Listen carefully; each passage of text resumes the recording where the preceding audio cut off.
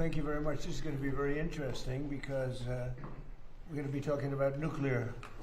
It's a wave of the future. We have the most brilliant people in the world standing behind me that were big into the world of nuclear, like my uncle was at MIT. My uncle was very big into nuclear for 41 years at MIT, but they've advanced somewhat since those days, I think, I hope. So today we're celebrating a historic milestone for civilian nuclear energy and the incredible renaissance of nuclear power in America. I want to thank Secretary of Energy Chris Wright, Secretary of the Interior Doug Burgum, they're fantastic, two incredible people, Director of the Office of Science and Technology Policy, Michael Kratsios, Director of the National Energy Dominance Council, Jared Agin, U.S. Chief Technology Officer Ethan Klein, and Director of Idaho National Laboratory, John Wagner. Thank you very much for being here, everybody. It's a big day. I also want to recognize and congratulate CEO of Antares Nuclear, Jordan Bramble, CEO of Valar Atomics, Isaiah Taylor, CEO of Deployable, not deplorable. Remember Hillary? Deplorable. Hopefully your company's going to work out a little bit better. Thank you, sir. Good luck. Deployable Energy, Bobby Gallagher, and CEO of Allo Atomics, Matt Lozak. Thank you all for being with us. Last year I signed 4 historic executive orders to reignite a wave of progress in America's nuclear power production and promote this abundant, affordable, unlimited supply of energy for the American people.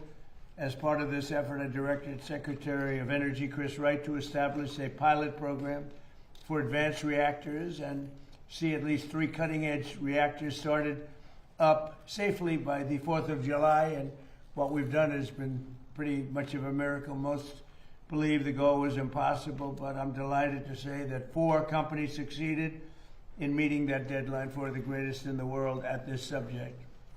So these are the first new privately funded advanced reactors to turn on the United States in over 4 decades, and making sure that these groundbreaking designs were safe to build and test so quickly was a challenge that required a historic partnership between these innovative companies and our administration. We have brilliant nuclear people. We have a lot of brilliant people, but we have brilliant nuclear people on our staff.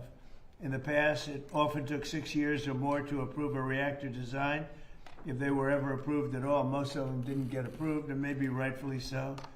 But now America is building again, America is dreaming again, and we're leading the world and pioneering the next generation of nuclear power. There's nobody even close. We've taken a lead over the last 2 years that has been, I hope, insurmountable. We'll see. But let me ask Director of the Office of Science and Technology Policy, Michael Kratsios, who's been absolutely fantastic in the administration, to say a few words, followed by a few of the people. Let's see, Chris Wright will go, and Jordan Bramble, and Isaiah Taylor, then Bobby Gallagher, and Matt Lozak. And if you could, don't spend too much time. That's a lot of people. But go ahead, and do you want to start it off, Chris, please? Wait, we have Michael Kratsios first. Sure. Go ahead, Michael. Mr. President, you signed 4 executive orders last year, and you set one of the most ambitious goals in civil nuclear history to essentially have 3 reactors go critical by the 4th of July. This is an accomplishment that many thought would not be possible. The last time that a privately funded new reactor design went critical was in 1974, so it was over 50 years ago. And we were able to achieve that and surpass it by having 4, and these are the great 4 American companies that got it done. That's great.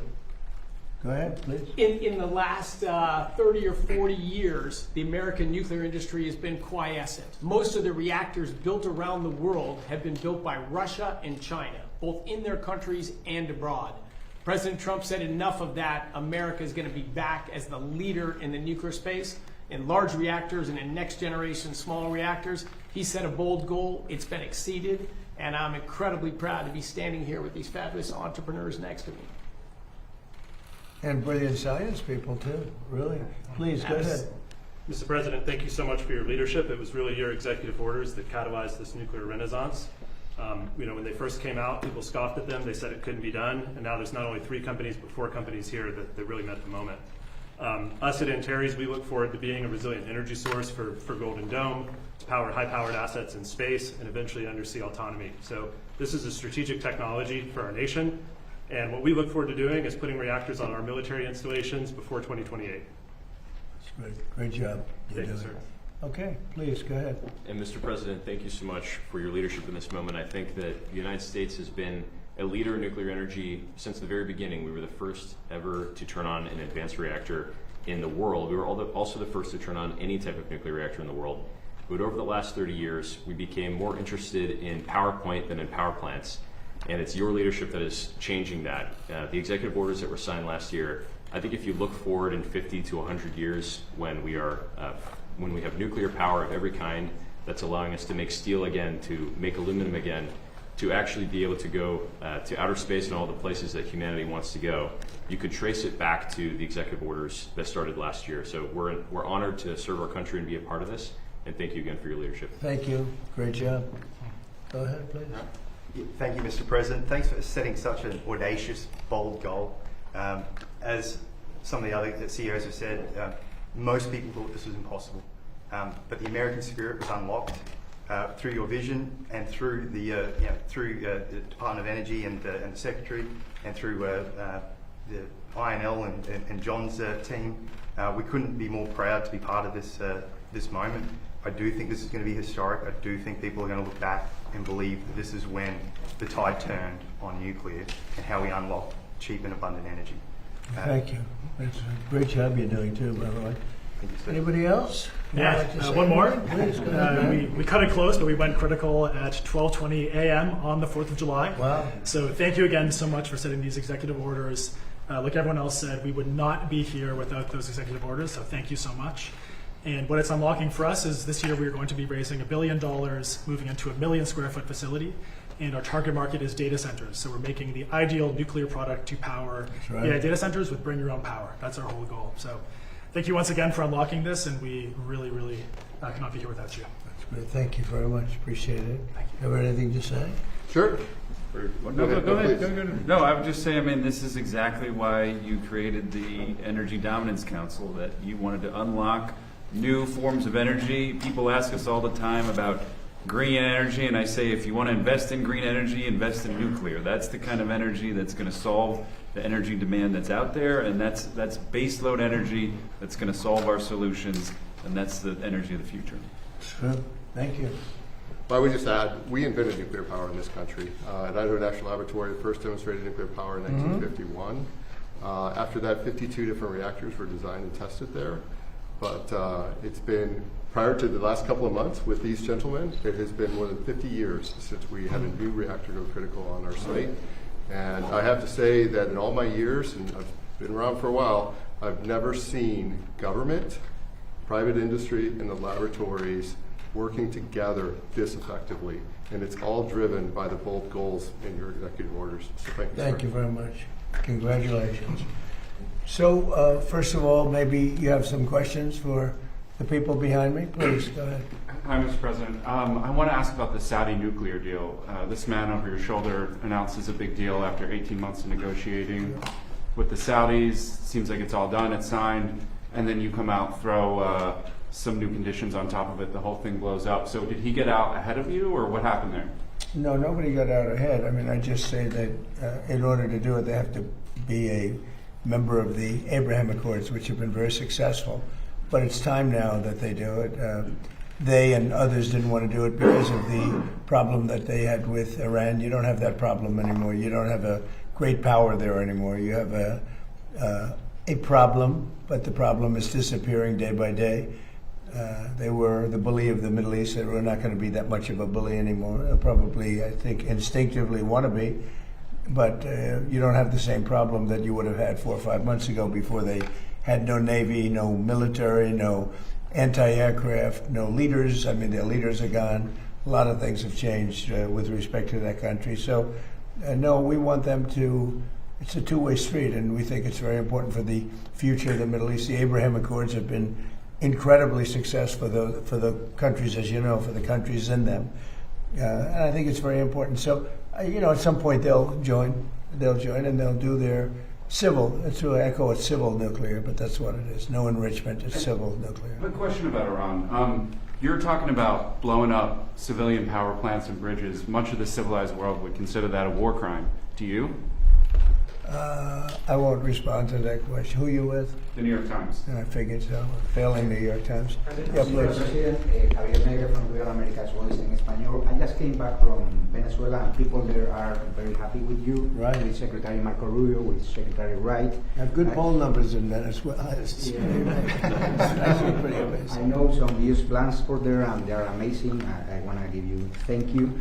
I want to ask you one question because some people there, they are asking me that.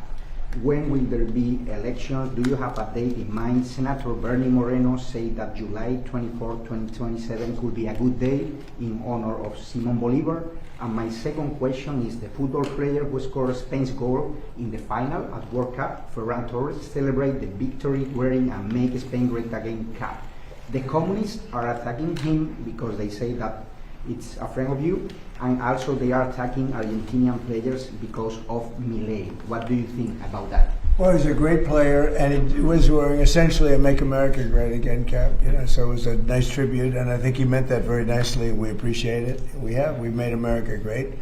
We have the greatest country in the world now. I will say this: we were a year and a half ago, 2 years ago. This country was in deep trouble. We had borders that were a disaster. We had everything you could possibly have, including men playing in women's sports. Even the Supreme Court's taken care of most of that problem. But we had a country that was in big trouble. It was being laughed at all over the world. We have the hottest country. This is the hottest country anywhere in the world. So I saw him wearing the essentially "Make America Great Again" hat, and I know that he meant it as a very great compliment, and we appreciate it. As far as the elections in Venezuela, they're not really ready for them yet, but boy, a lot of progress has been made. Delcy's been doing a fantastic job, as you know. The amount of oil coming out of Venezuela right now, even before the big companies, Exxon, all the big companies are looking at it. They're going there. It's very fertile territory. But the amount of money being made by Venezuela now is more than they've ever made before, and we're taking a lot also for our efforts. And the money is being sent, and the oil is being sent to Houston and Louisiana to be refined. And we paid for the war many times over. It's been an amazing fact, and as you say, I'm very popular in Venezuela because we're bringing tremendous economics back to the country. And they were absolutely dying. They were in such trouble. And now Venezuela is becoming extremely successful. They're taking in billions of dollars, selling millions and millions of barrels of oil. And we're getting some, and they're getting some, and everybody's making a lot. And it was dead before we got there. So it's been an incredible relationship. They're not ready yet for the elections, but at some point they will be, and we're going to be standing right on top of it. And say hello. I've known them for a long time. I've known that country, and I own the Miss Universe pageant, and Miss Venezuela always did very well in that pageant. So I know something about the country, but I've known it for a long time. They're great people. Say hello, okay? Mr. President. Peter? About Iran, what is the exit strategy? Well, I think there's a lot of them. There's a military exit where we just keep going just the way we are, and we can even make it a heavier dose, and it's knocking out everything they have. Or there's a smarter strategy, and that's you make a deal, and they want to make a deal. I just don't think they're ready yet, but they do want to make a deal. Sometimes they don't want to say they want to make a deal. They want to be the tough guys, but they do want to make a deal. There's two ways. I mean, it's you can just keep doing exactly what we're doing and take them apart piece by piece. We can do it in a more rapid fashion, which we might do, or we can negotiate with them, which we're also doing right now. I mean, as we speak, we're talking to them. And you said today that Russia and China are not helping. Earlier this week, the War Secretary Hegseth said that they are enabling. So what is the difference? Well, I don't know that they're enabling. I mean, I will tell you that President Xi said he will not partake, and President Putin said the same thing. I think, I trust them. They've had a long-term relationship. There could be some things they do, but thus far, at least, it has not been major. I don't think they'd want to have me disappointed. A different story, not Iran. There's this nasty parasite that is giving people in 9 states explosive diarrhea. When is it going to be safe to eat lettuce again? I don't know. I haven't thought about it. It's the first time I've been asked that question. Are you eating lettuce recently? I should always have more If lettuce. you want to get the hell out of here, Peter. No, it's a very interesting question from you. I didn't think you'd ask that kind of a question. Nobody wants to ask that question, but it's very interesting. Well, it's exciting. There's this food coming in, I guess, from Mexico. It's tainted. It's making a lot of people sick. That is the CDC's terminology. Well, I think what we're going to do is we're going to put a major tariff on Mexico because of the lettuce, and we're going to put a big tariff on Canada because of the smoke. All right, we'll get a combo. Which would you have, the lettuce or the smoke? I think I'll take the smoke. Yeah, the smoke wrecked my daughter's swim meet. Well, it's closed up a lot of countries. I've told Canada they have to do something about it. We've never had this problem. All of a sudden, we have this problem with Canada. So we'll have to talk to them about that. Mr. President, a follow-up on Iran. Thank you, sir. A follow-up on Iran. Have you made a decision about the major strikes that you were referring to? Okay. Should we expect to see major strikes? Look, we're talking to them right now. I think they're getting more and more serious as the days go by, for maybe the obvious reason. But we are talking to them right now. Look, there are 2 ways. I consider that the smarter way, but the other is probably the easier way, doing what we're doing. And we can take that to a much higher level if we want to. We're prepared to do that, as you know. We're locked and loaded.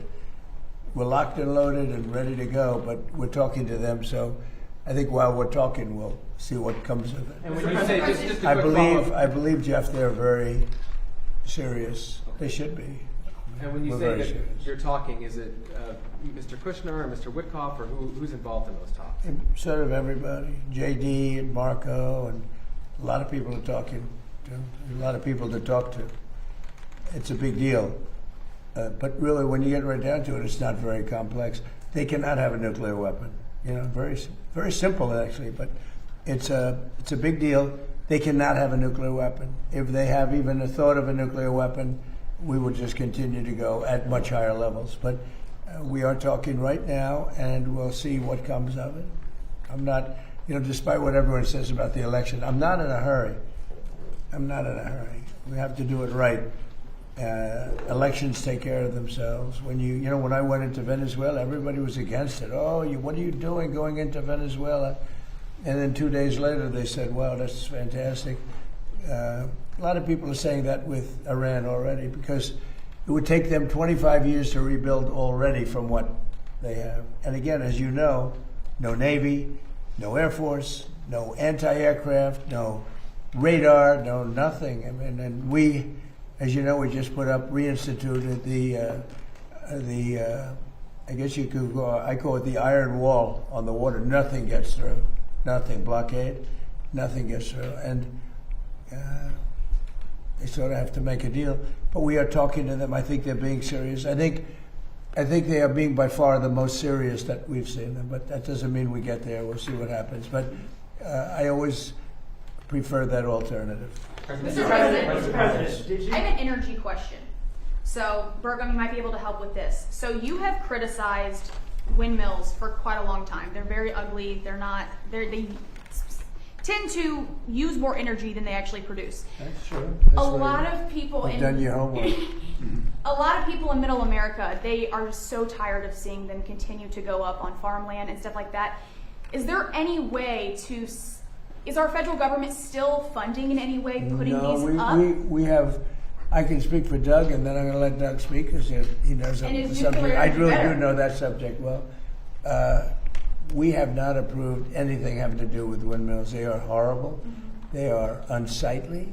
They ruin housing values of people. If you're looking at a windmill or hearing a windmill because they're noisy, they kill all the birds. They kill all the eagles. If you shoot an eagle, you go to jail for 2 years.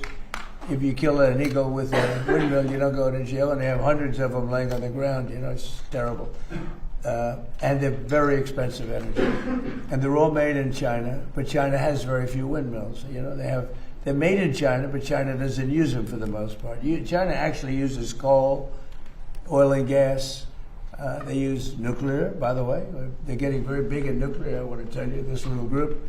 But they don't use wind. Wind is inconsistent, it's unattractive, it's very expensive.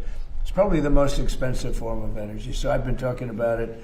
We essentially, unless there's a trick reason, we will have hopefully no wind farms approved. We're doing more than anybody ever in history having to do with energy, but I've restricted wind farms, windmills. Take a look at Palm Springs, California, where they have a wind farm. As you enter beautiful Palm Springs, California, it looks like a junkyard. You have old ones, rotted ones, they're falling down all over the place.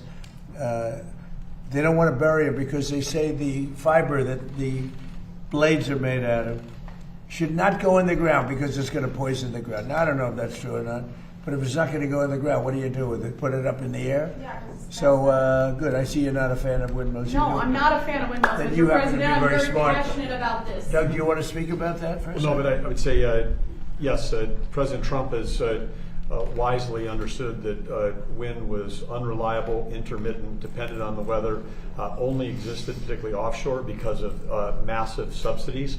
So not only was it expensive to generate electricity on the grid, it was also expensive for taxpayers because of the subsidies. And so again, President Trump shifting the policy towards energy dominance, which is reliable, affordable, 7x24 energy that's not dependent on the weather. And that includes nuclear, includes hydro, includes geothermal, includes oil and gas, includes beautiful coal. And again, China, 60% of their electricity is coming from coal. Coal was the #1 electric producer in the world 125 years ago, and it was for the last 125 years in a row, and it will be again this year. 126, quite a streak if you're an athletic team that they've won 126 years in a row. But President But we were restricted from using it. Yep. Every coal mine was going to be closed down within the next year if we didn't win the election. And it's I call it clean, beautiful coal, because it is. What they do today with coal is amazing. But it is the most powerful, and with that, go ahead, Doug.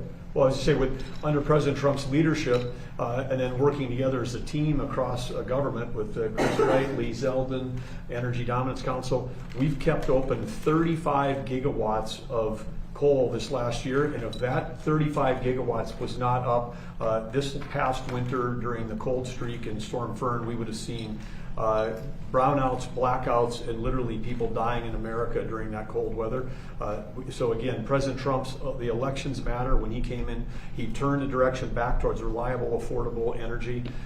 Nuclear is a key part of that with these amazing entrepreneurs. And I just would add to this up here.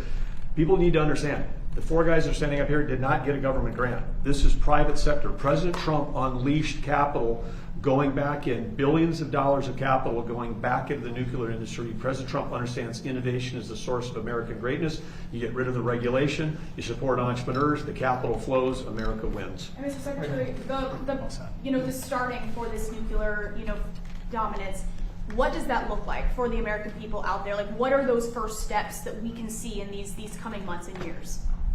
Well, I just say I'll go on. You can see it right now because when you take a look across the whole world, President Trump's policies, whether it's Venezuela, whether it's Alaska, whether it's reinstating export for 18 months ago, we had a ban on LNG exports from our country. Now we're the world's largest exporter of LNG. President Trump's policy was let's sell energy to our friends and allies, keep it affordable at home so our friends and allies can stop buying from our adversaries. Russia was selling virtually all of the natural gas into Western Europe. 2/3 of that gas has been displaced by America. America has turned those into our customers, supporting our allies. And with Venezuela, as President Trump said, that flowing to our refineries on the South Coast, that's lowering gas prices for America. Unleashing Alaska, which the previous administration sanctioned more than Iran, that's going to again help provide low-cost energy for Americans. So today we have the lowest priced, most secure energy of any country in the world. That's going to change the course of this country for decades to come. Mr. President, what? The Justice Department last night withdrew those subpoenas to the New York Times journalists who reported on Air Force One.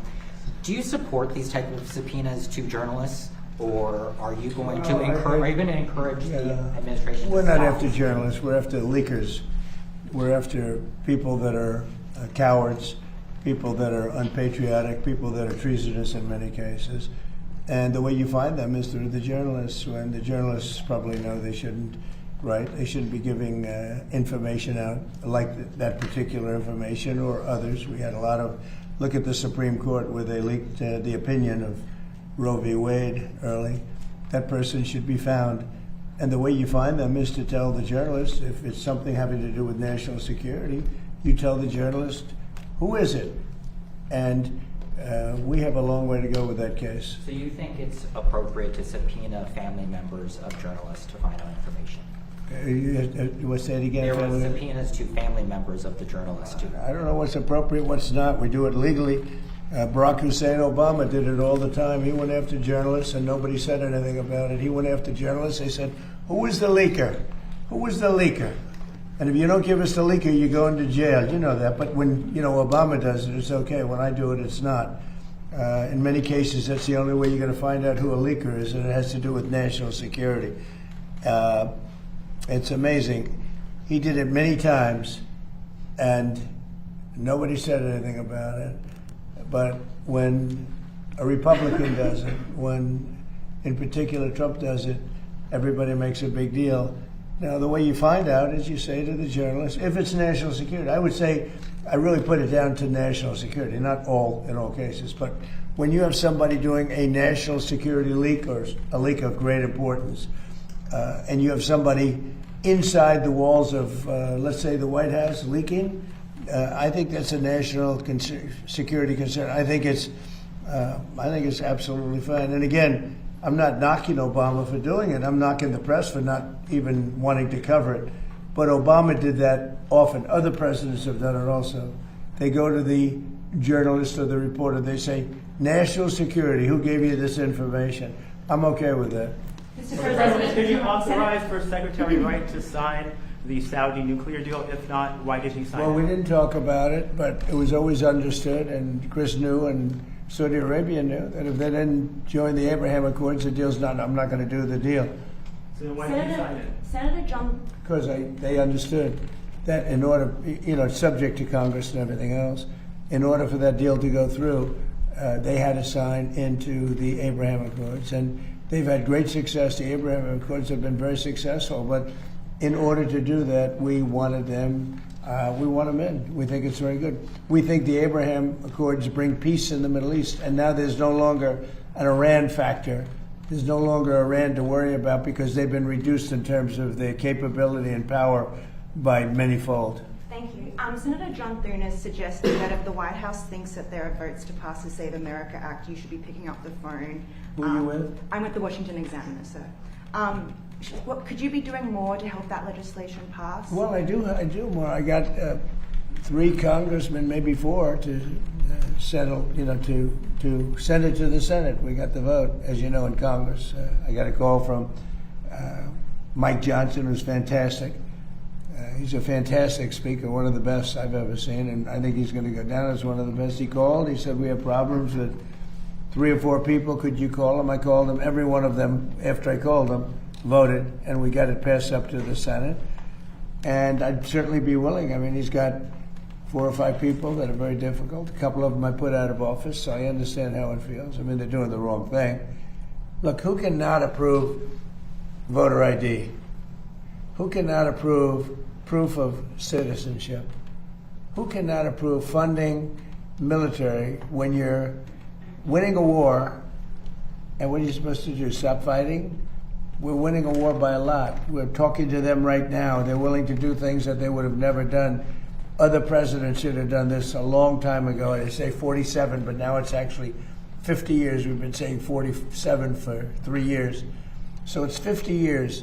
For 50 years, they should have done it. But who wouldn't approve voter ID? And that's photo ID. Who wouldn't approve proof of citizenship? And the Democrats don't want it because they cheat. But no Republican should put us in a position where they don't approve something like that. Yeah, please. And then earlier today, you reposted Lara Loomer's interview with President Zelensky. What do you make of growing MAGA support for the war in Iran, or war in Ukraine? Sorry. Well, I think they support what I support. You know, we just had a complete win in Arizona.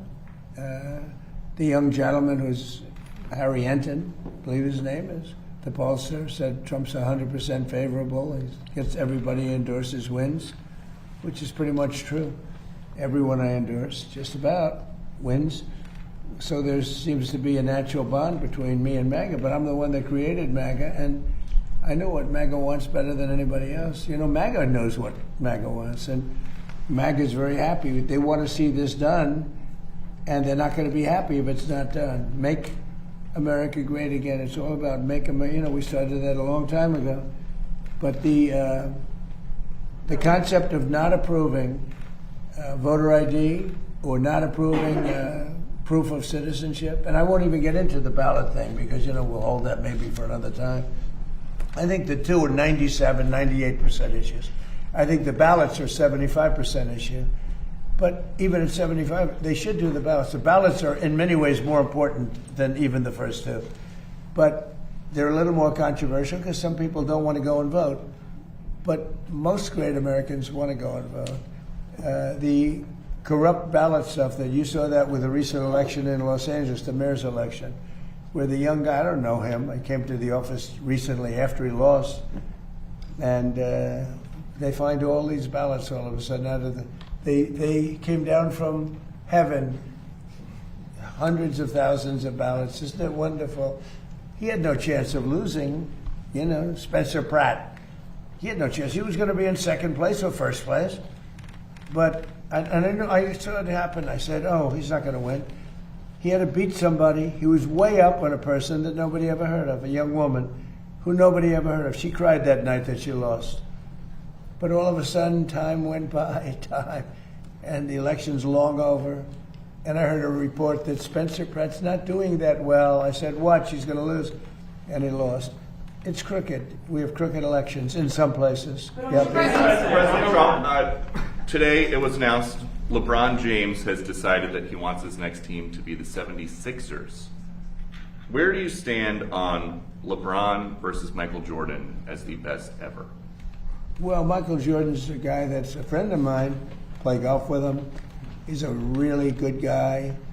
And I think LeBron is, maybe he's a racist, but maybe he doesn't like Trump. I don't know. But I only like people that like me. So I would say Michael Jordan all the way. And another sports question. When Tiger Woods was about to get arrested, he called you. Yeah. Now we know that when Bryson DeChambeau was having a dispute with a rules official this week, he wanted to call you. You got involved with a red card for the U.S. men's soccer team. Is there a precedent for somebody with your job becoming a fixer for the world's best athletes? Well, it's not a fixer, me being a judge. Like, you know, I thought the Bryson call was a tough call. You know, I saw him walking around. I see a lot of people, they're walking around looking for their ball in weeds, okay? But I've been watching that, so, you know, I thought it was a tough call against him. I thought the red card was a very tough call. And it worked out brilliantly. Look, supposing that they didn't let him play and we lost, everyone would have been angry, right? The way it was that they lost with their best player. Now everyone's happy, including Belgium. Of course, they lost the next game, so they're not that happy either. But it worked out great. Johnny did a good job in making that call. All I did, I asked for a review. I thought that call was not a good call. Mr. President, the White House responded today. Mr. President, your administration announced new tariffs today, and you did a post earlier also about a probe against the EU. Are you confident that the new tariffs and any tariffs that may come from this probe will withstand legal scrutiny? Well, these tariffs have been up for a long time. They've been approved for years, thousands of cases they've been approved. Of course, with me, you know, it's different. I'm different. I go up. I don't get treated fairly, but I've lived with it. And here we are in the Oval Office. I guess I somehow figured it out. But no, we put the tariffs on. They're very standard tariffs. The other way was easier. I thought the decision by the Supreme Court was not a good one. But we have many forms of tariffs, and all we did is go to B, follow the line B. Now, B is something that's been used many, many times for years and very standard. And we've used that, and we're taking in billions of dollars. And because of tariffs, largely, I think the election, November 5th, but largely because of tariffs, we have $19.2 trillion being invested in our country. And without tariffs, we wouldn't, would be in big trouble. Think of it. So the Sleepy Joe Biden administration has less than $1 trillion being invested, much less for 4 years. We have $19.2 trillion for 1 year. There's never been anything like it in history. That's because of tariffs. So the Supreme Court said, please do it a different way. You have other ways to do it, and we did that. Last month, you said in Iran, You told Axios. Child labor was one of the things that USTR cited as a reason. Well, it seems to be that that's what they decided. They go all over the world and they look and they examine and they see and they see. And child labor was one of the things that one of the reasons, and they had a big problem with that. Yeah. You told Axios that you were considering a, quote, massive attack on Iran. What is the tipping point for you to make the decision Well, to I make can't an tell you attack? that. Right now we're But talking also, to them, so, maybe there won't be a tipping point, and maybe there will. We're ready to go. Look, we're locked and loaded. We're ready to go, but we're talking to them, so maybe there will be, maybe there won't be a tipping point. But at what point with Iran do you think they're going to cry uncle and actually come to the table? Well, maybe they will cry uncle, or maybe they'll just give up, or maybe they'll just go into a cave and hide. They have caves very deep in the ground, and they can hide. They get shaken up pretty good, but they can hide. But we've taken out their first level of leadership. We've then taken out their second level of leadership. We've taken out some of the third level, and we're negotiating with the rest. And we'll see how it all works. And right now, we are talking to them seriously. But I've talked to them before, and they don't seem to be able to get there. Maybe now they will. But look. If I thought they were anywhere near getting a nuclear weapon, if I wasn't elected, Israel would, in my opinion, not be around anymore. They would have been hit by a nuclear weapon. And that includes right at the beginning with Barack Hussein Obama's nuclear deal that was so bad with Iran. That was a road to a nuclear weapon. And maybe even more so, the B-2 bombers. If that plane right there, that beautiful plane, the wing, it carries the largest bombs in the world. If that bomb didn't go over their 17-hour flight, and it hit every one of those bombs, hit their target, and the target was an air shaft at 2 o'clock in the morning. It's hard to believe, right? Going at very tremendous speeds. Every one of them hit and blew it to hell. If that didn't happen, they would have had a nuclear weapon, and there would be no Israel. If I wasn't here, if I wasn't president, there would be no Israel, and there probably would be no Middle East. And you saw that when they shockingly started shooting at everybody all over the Middle East. If they had a nuclear weapon, they would have used that. There might not be a Middle East as we know it today, but there definitely, in my opinion, there would not have been an Israel. Thank you very much, everybody. Thank you. Thank you. Thank you, Press. Thank you, Press. Thank you. Thank you. Thanks for all the questions. Thank you.